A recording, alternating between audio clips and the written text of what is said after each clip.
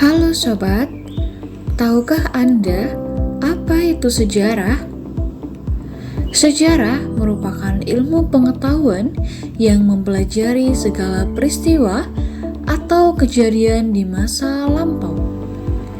Sejarah memiliki unsur-unsur dalam setiap kajiannya.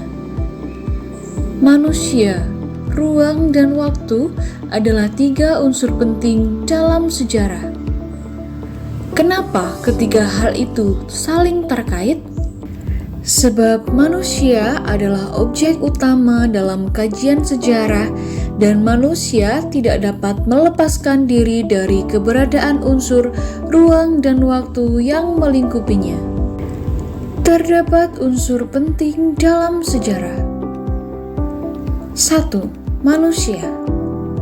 Dalam sejarah, manusia diposisikan sebagai subjek sekaligus objek. Subjek sejarah merupakan penentu jalannya sejarah. Sejarah merupakan milik manusia karena merupakan pelaku dan objek utama dalam peristiwa sejarah. Keberadaan manusia dan segala aktivitasnya sangat menentukan di dalam suatu peristiwa sejarah tersebut. Kedua, ruang. Unsur penting dalam sejarah berikutnya adalah ruang. Ruang merupakan dimensi tempat manusia dapat menghasilkan sejarah. Peristiwa sejarah dapat dikenali secara detail dengan meninjau tempat kejadian atau peristiwa yang berlangsung. Biasanya akan ada jejak seperti benda-benda yang digunakan, bangunan, atau bentuk-bentuk tertentu.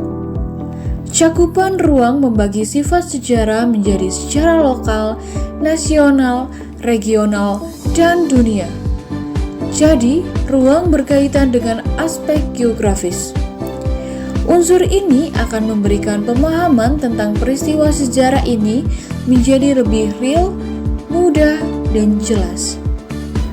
Unsur yang ketiga yakni waktu. Sejarah membicarakan peristiwa di masa lampau. Sejarah merupakan studi tentang aktivitas manusia dilihat dari kurun waktunya. Karena itu, waktu menjadi unsur penting dalam mempelajari sejarah. Dari waktu, ada kronologi dalam sejarah.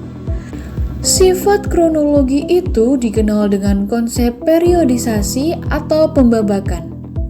Pembabakan sejarah didasarkan dengan karakteristik pada peristiwa yang terjadi dan dialami oleh masyarakat.